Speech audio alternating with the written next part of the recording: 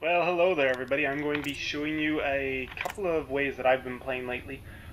Very strong PvP as well as a very strong PvT, I would say. Although, I wouldn't say all my PvT opponents have been exceptionally good players. But, anyways, we're going to be doing a quick rundown. We'll start off with PvP.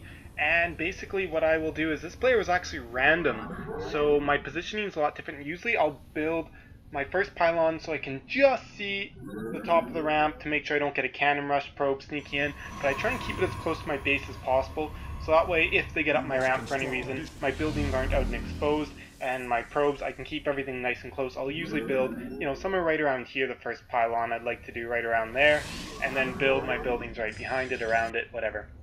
As you can see though, scouting his base, and Protoss, so just doing the ring around the rosy.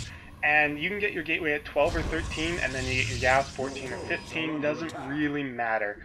As long as you get it one of the, gateway 5s before you're at 14, and gas before you're at 16 at a minimum. And building the second pylon in a place just for a bit of scouting, not too big deal. Get guys on the gas right away at full 3, and then cybernetics 4 immediately. Basically what I'm going to be doing is one gate robo into 2 more gateways, and then if my opponent expands, I'm going to get a 4th gateway and kill him. And of course, you can always get forge with +1, but don't get that too early. But definitely, and running my probe away, I actually want to keep it alive, and I know that he's going to be able to get stalkers out soon, except I definitely pulled it away sooner than I had to, but oh well. And yes, trying to chase his probe around, make sure it does not put down a... One thing you want to look for is always scout for that pylon, so as you can see, moving my zealot around, looking for that pylon for when he does his own warp gate attack, if that's what he's going to do. Because a lot of times Protoss is still a 4 warp gate, or else it's a 3 gate robo, and one player is aggressive, the other player is usually defensive. I like to play defensive because you get a small advantage, and then if I see them expand based on my scouting, or they're not being aggressive enough, then I'll go ahead and attack. Here, gotta pull off some good micro, or else I'm gonna lose that zealot. Ooh, that was close. But second stalker comes in and he knows he's gone, or dead, or has to retreat. So yeah, that zealot's gonna die. Except then I accidentally attacked rocks. Chrono boosting out the warp gate research until it's done, and of course, Robo Bay. Forgot to mention that. Basically what I do is I get Gateway, Cybernetics 4, and then Gateway Robo, I think, or else it's Robo and then my other 2 gateways. Really doesn't matter. You can get, depending on how it's going, you can get, and depending what units you need to build, you gotta be careful not to get your sentry out too late. You want to have your sentry pop out just as Warp Gate research finishes. Mine was just a touch late, but basically they're not going to attack until Warp Gates have transformed and they've pumped out 1 round of units. So that, you need to have your sentry though for that. And preferably it's nice to have a sentry a bit earlier so you can force field twice if you need to, but we're not doing a build, we're doing a build that's very aggressive. But, oh man, messes up huge time here on his part. I get 3 kills for free, that's awesome. Also ahead in the robo and the immortal count, not anymore, but I was. And I got another one on the way though, which is definitely ahead of his, putting down that forge, wanting to build, get that +1. Especially if you don't kill them, very soon at this point, you're going to want to get that +1.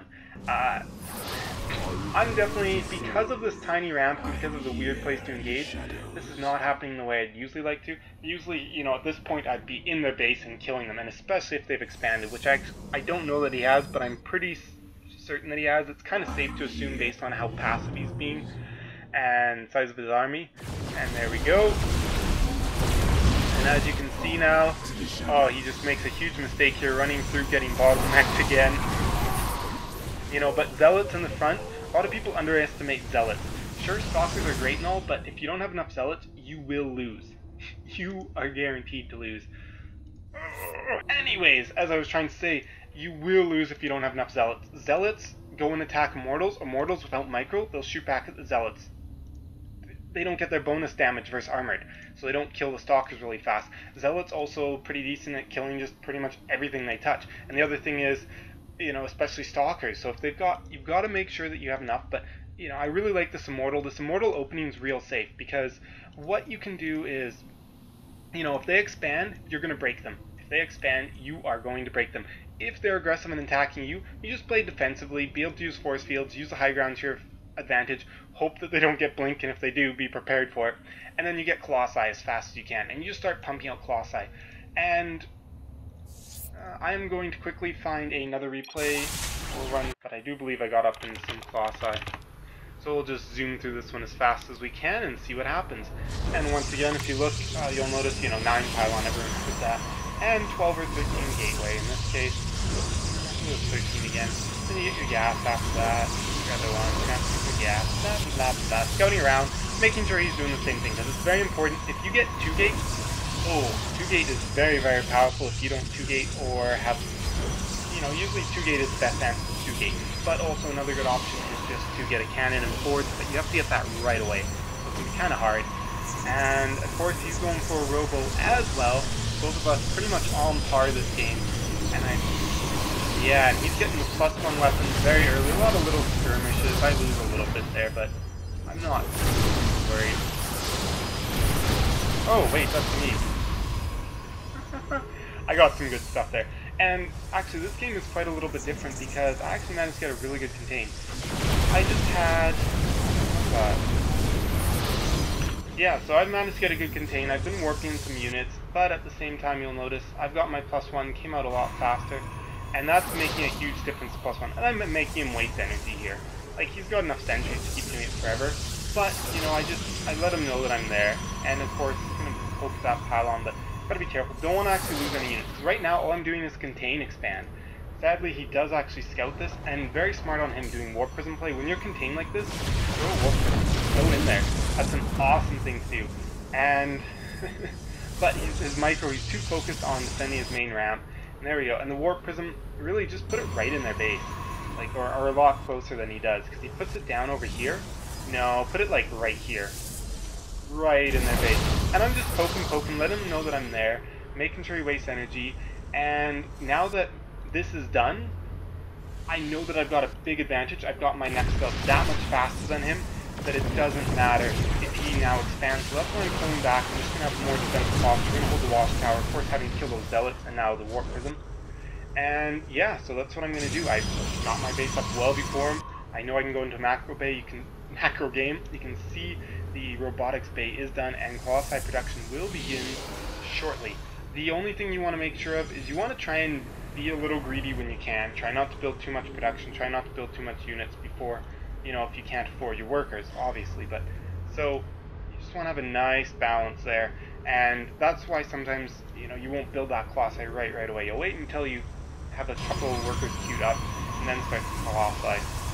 Or, your other stuff. And of course, having to get more gas, blah, blah, blah. But here we go. See, a second robotics facility. A lot of people who played PvP, they forget about this. They forget they can build more than one robo facility, and they don't build the second one. If we look at my opponent here, still on one, of course, he's getting colossi, because that's pretty much all PvP is. I'm opening up the main ramp, because, well, hell, it's super useful. And I've got quite a few zealots now, so I'm pretty much going to stop building zealots at this point. There's really no point in getting any more zealots than that, really. So now it's just going to be focusing on getting out those colossi, and then whenever I can afford to, we're going to get stalkers. And of course, extended thermal lance. Be careful here, though. Don't want to lose anything yet. Because the big thing is, right now, we're sort of at an even point. My economy hasn't kicked up enough. My second robo facility's just starting. Of course, grabbing a third. Just thought I'd point that out. But as you can see, almost always having 2 on production. Need a Twilight Council to continue upgrades, but otherwise, work on your upgrades. Why not? Especially attack with the colossi, because, it doubles their attack because they do 2 at once, And as you can see, if you look at his army composition, way too many zealots. There's actually, you can have too many zealots, and it's mainly because of colossi. I've got enough zealots to keep his zealots off my colossi long enough for my colossi to just kill his zealots extremely fast. I'm checking to see if he has a third base yet, because I don't want him to get caught up or stay caught up in any economy. No, he does not. I'm going to poke up here, see what force he has, but I'm ready to back out. Of course, you have to be careful of sentries blocking off your units on smaller places like that, but you can always walk your colossi forward and crush those force fields if you have to. I'm just going to sit outside of his base. I've got, quite a few production facilities. There's 4 warp gates there. There's another one there, so 5 plus all of these ones being built. So I'm going to be able to use these forwards to get the draw warp in. But as you can see, if we look here, he's now just quit the game. He's got 4 colossi. I've got, 7 colossi. And it's just going to be a slaughter fest. If he had stayed in the game, like, you can even look. I have 1,200 units lost. He has, yeah, I lose like 200 units in the time that he loses 1,000 resources worth of units. So that is PvP basically.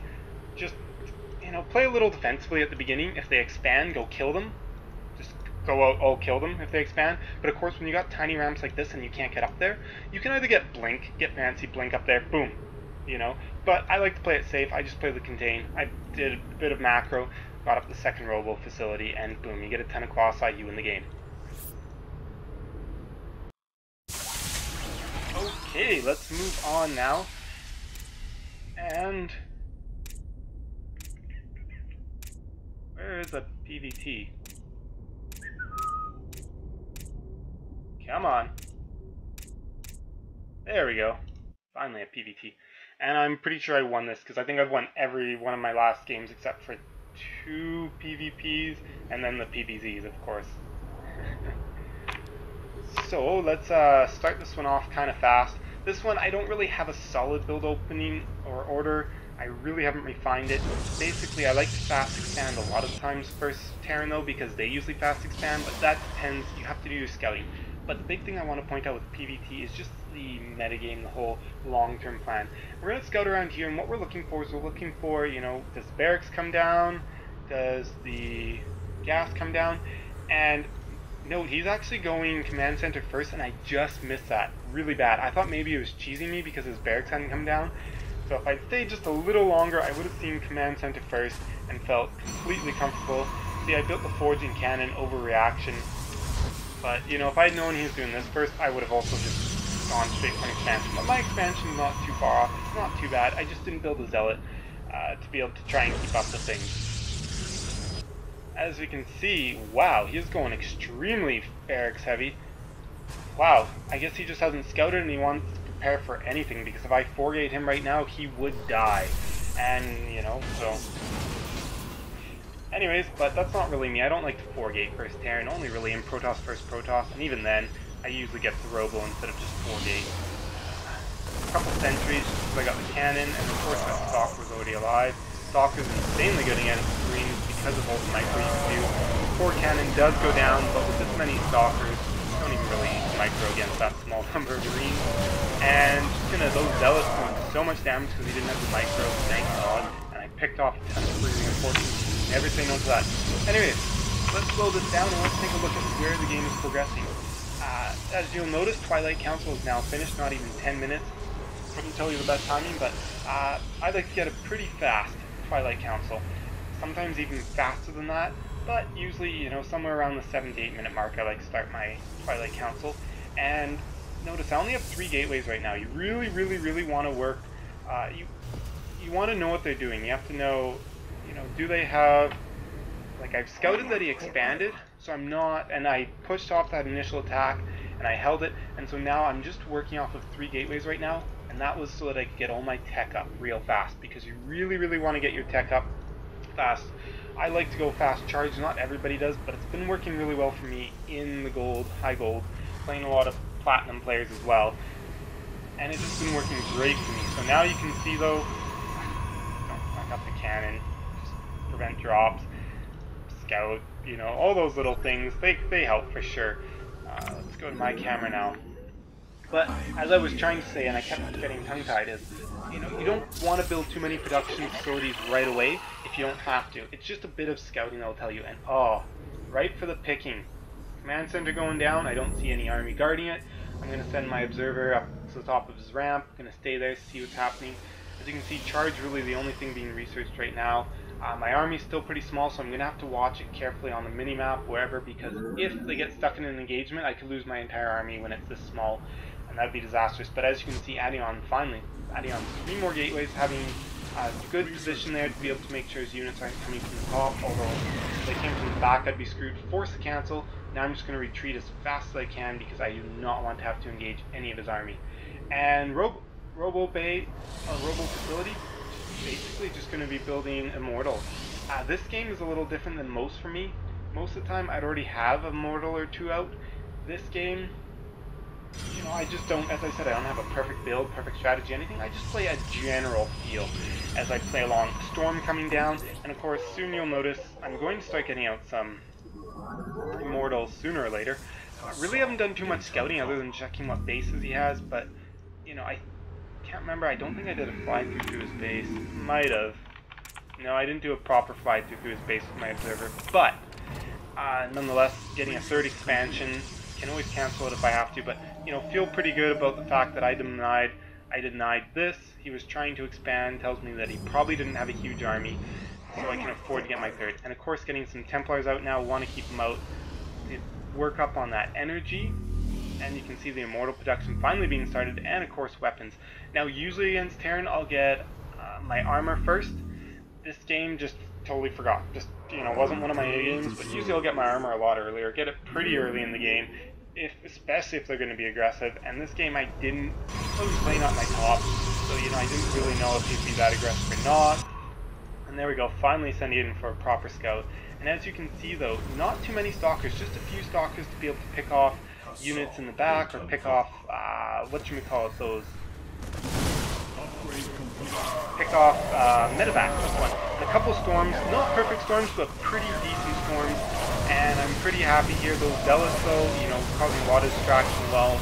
My units are able to deal the damage they need to, and finally being forced to pull away and just warp in some Archons. And now it's pretty much, you know, this is what happens. You go charge Archon, and it works. As long as they stick with Marine Marauder Medevac, it works beautifully. And even if they get tanks, tanks aren't too big of a deal because of charge. Charge really, really helps you with tanks. Tanks are a little bit of a problem at times, but, you know, as long as they're going Marine Marauder Medevac, even with some tanks, because you're mixing in immortals. You always have some immortals.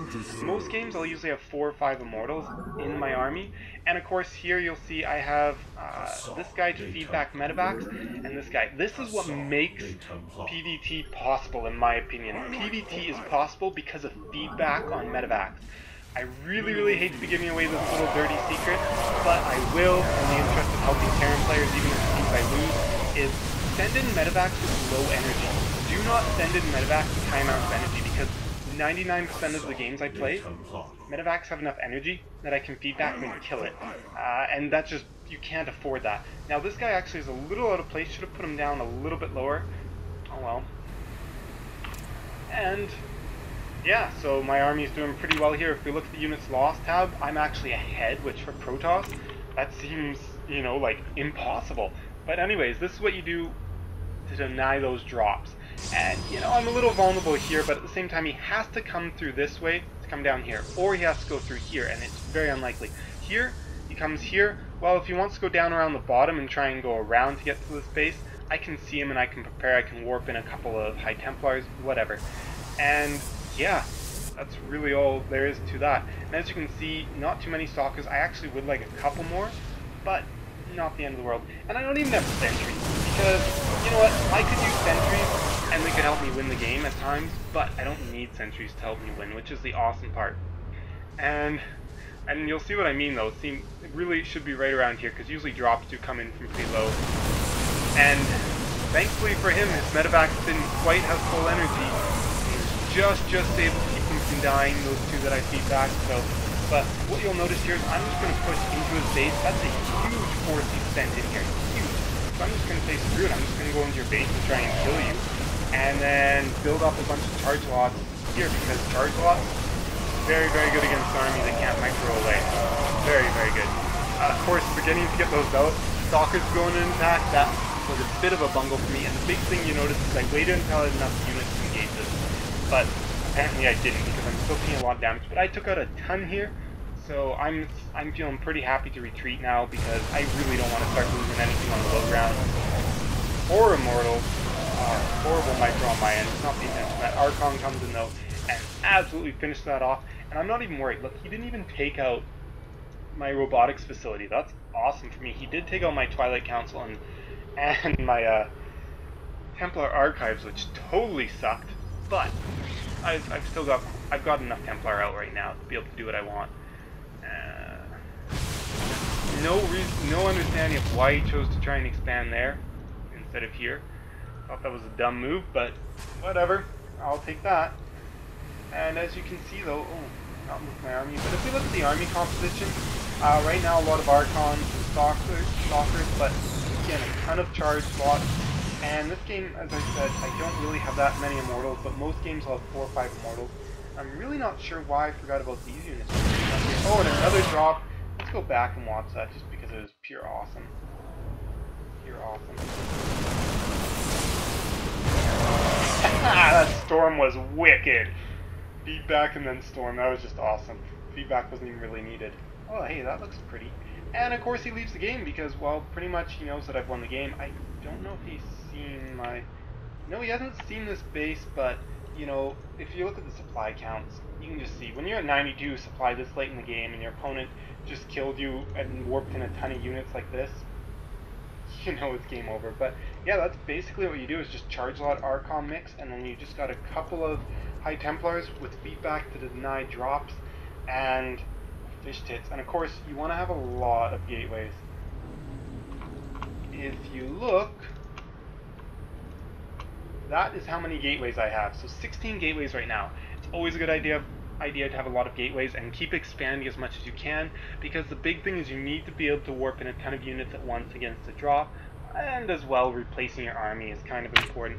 But if we look at the units last tab, really I was more cost efficient, and these Archons, you know, pretty good at that too. But there we go, that is PvT, and I could show you how I lose PvZ, but that really wouldn't help anybody, so I'm going to skip my PvZ as I just lose PvZ so often, it's not even funny. Hope you guys, if you're Protoss, hope you learned something from this. Obviously, if you're Terran, there's a little tip for you guys. And then if you're Zerg, well, go look up how Stefano Roach build order, and you'll win 90% of your games. Just be advised though that it's only designed to work against Forts Fast Expand versus Protoss, as well as it's not every single map you can do it on. Most you can though. Just depends how quickly you can take that third and where it's situated. Until next time, guys, have fun. And I'll try and talk a little more normal and not get so tongue-tied all the time.